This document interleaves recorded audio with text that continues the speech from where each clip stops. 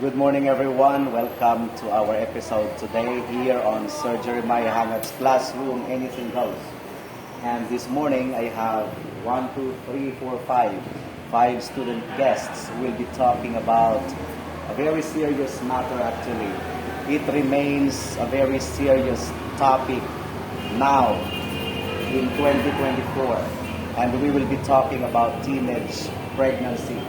Now, according to the data that I received, in 2017, ranging from 15 years to 19 years old of Filipino women, 8.6% got pregnant in their teenage years in 2017. Now, here's a little bit of good news because in 2022, this is the latest data that we gathered. In 2022, it was reduced to 5.4%, the same range of 15 to 19-year-old Filipina women. And our student guests this morning will be talking about teenage pregnancy, what could be the cause of teenage pregnancy, and how could it be avoided among Filipino teenagers. And before anything else, I will allow them to introduce themselves one by one, starting with this beautiful lady here. Good morning, my name is Shane Denasia M. Santiago from HM1A, and today we're going to talk about teenage pregnancy. Hi, my name is Miss Erica C. Ruiz from HM1A. Good morning, everyone. My name is Lester Espresa from HM1A. Good day, everyone. I'm Alexa M. Arcal from Good morning, everyone. I'm Andrea Diego from HM1A. Okay, so teenage pregnancy. In the first place, what made you interested to choose this topic? I mean, there could be, and for the information of our audience, everything is impromptu here. Even the topic is just decided right now. So, in the first place, why did you choose this topic for today's episode? Because in the Philippines, there's a high percentage of teenage pregnancy, and it is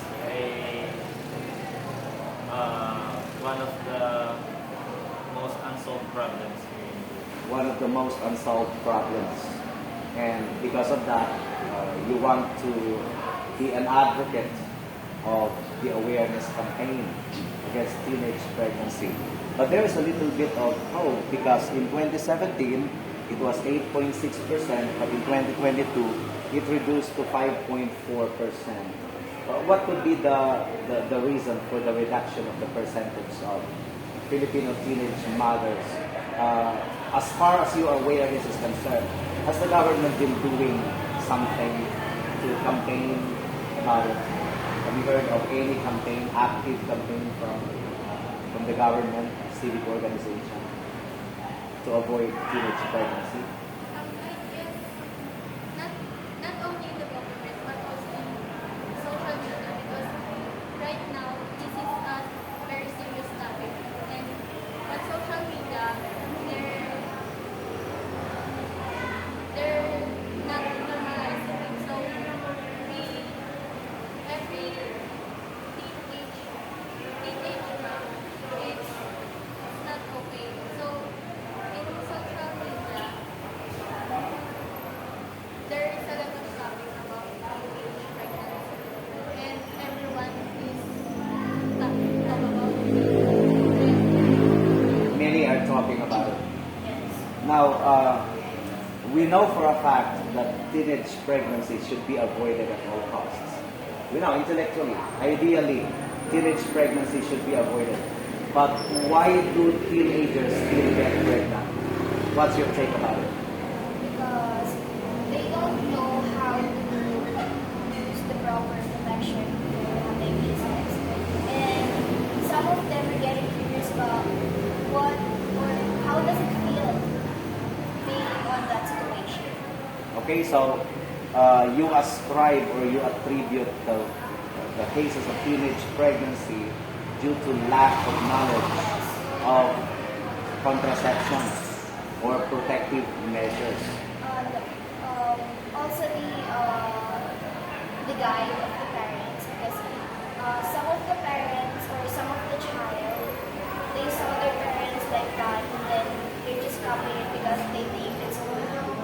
they think that it's true. So what about you? What would be the reason? Because ideally, we know intellectually that teenage pregnancy results in negative consequences like poverty, or misery. But why do teenagers still get pregnant here in our country? Except from ano, parang guidance the social friends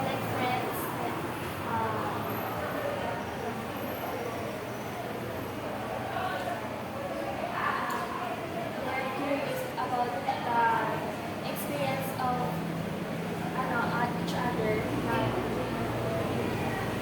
So in other words, they are curious about how it would feel. We are talking about sexual consumption within a relationship. But is it really okay for boyfriends and girlfriends to consume each other's body outside marriage? What about you? Well, for me, sir, if I was based on the Bible, well, as what Bible said, it is prohibited that having a sex without marriage is a very sinful. Right? So meaning to say, while it is true that contraceptions can really avoid pregnancy or unwanted pregnancy, but I think contraception is just secondary. What is really primary is still moral. So there is a moral aspect to it that if the young people are settled in their minds that sex is only for married couple and they are committing sin against God when they do it, then I believe that is really a strong force to avoid teenage pregnancy.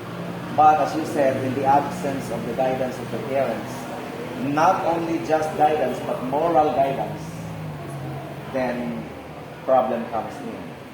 So how do you evaluate Filipino families right now? The moral ascendancy level among Filipino households. How do you evaluate in a scale of 1 to 10? How do you evaluate Filipino families? I guess it depends on their childhood, when they're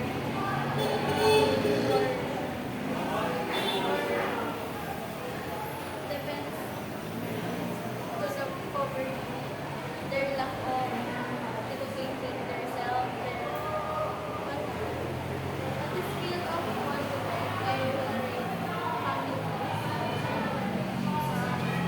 I guess 8 because there's a lot of families that educating their kids properly, but there are also families that they're being normalized. Okay, so this is really and social media, and of course internet pornography. That's one factor also. Lack of moral ascendancy, lack of moral compass as to why they do that. Now, what about, for example, you have boyfriends, you don't have boyfriend.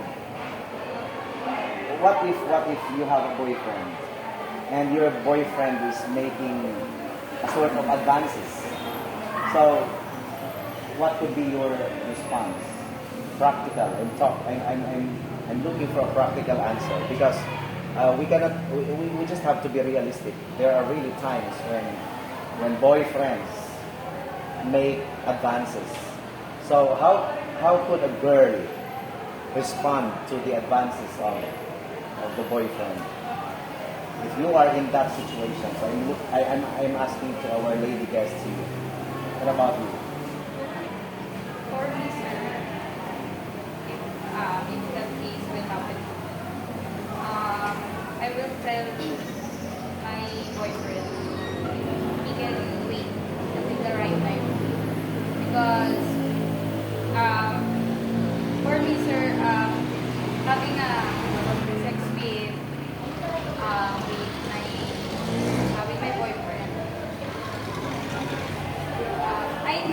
sometimes it's hard to um, Resist? yes, resist. But um, if we think very carefully, I think we can resist it, or we can avoid having a sex. Okay, and that is really very difficult considering the westernized orientation of our Filipino society. Mhm. So gone were the days when our society was still ultra conservative. But I believe that it goes back to moral compass, moral guidance. If it is settled in the minds of the young people that sex is only for marriage, then the problem is solved. But what if your boyfriend will challenge you? If you love me, then you will give what I want. If you love me, so what if these advances will be a condition for the validity of your love to me? How will you respond? Because I heard guys say that if you love me, you will give in to my desire. For me, first of all, if you love me, why do you want me to do that? Or why do you want us to do that? Because if you respect the woman, why would you like to do that if she doesn't want to? If you love her, why would you force her to do that if you love her? But if you just really like her body or want her body, he doesn't love her. Because you're forcing a woman to love, to give you what you want. Okay, let's listen from the perspective of a guy. So, can you repeat the question? In boyfriend-girlfriend relationship, there is really a strong temptation for you to experiment. So what can you say about that?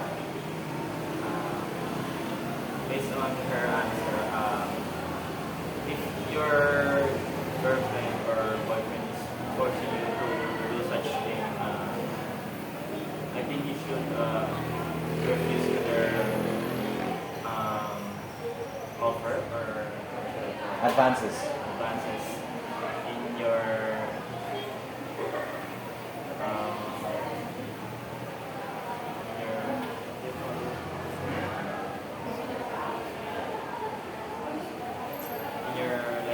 in your body, like if she or he wanted only your body, you should refuse to it because it's just lust, it's not love.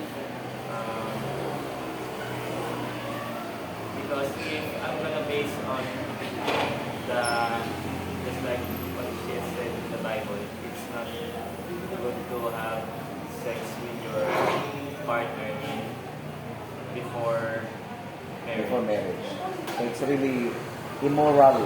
It's really sinful to consume your partner's body before marriage. Okay, so I am glad that you mentioned that because we shouldn't normalize premarital sex. Because of the social media that's normalizing these actions. There's a lot of platforms like TikTok and Facebook that's normalizing teenage pregnancy, that they're saying that it's okay to have baby in such And no matter how a certain sin is normalized, in the sight of God, sin is still sin. Although people in a rebellious way normalize that action, sin is still sin in the sight of God. And I believe that true love waits. True love waits.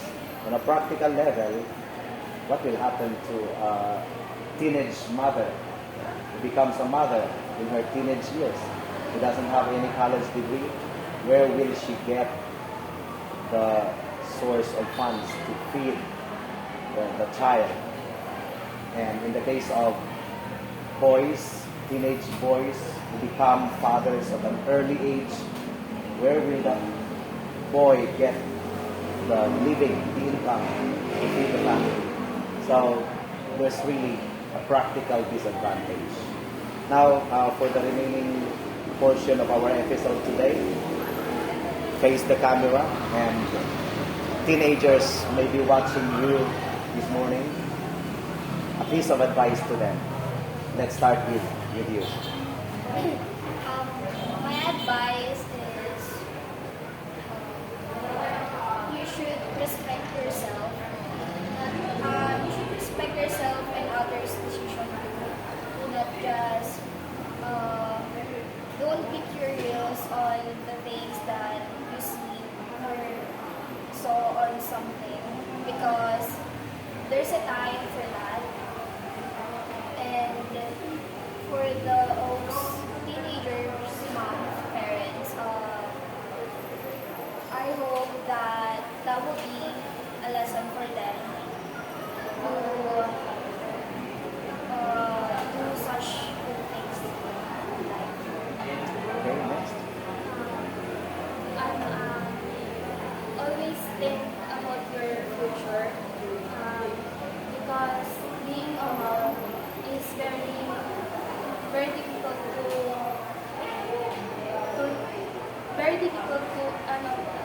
be ruled, especially at their Yeah, that's right. And Advice in teenage pregnancy. If you're ever gonna do it, just use contraceptives like condoms and pills. But if you can avoid it, you should avoid it, because just you will have such consequences in your life. and what about you? You all need to have self-respect and don't do such anything crazy. But if your body can resist protection, but don't do it. Don't do it. Okay, and finally, My advice is think before you act, because once you do one thing, you can turn back.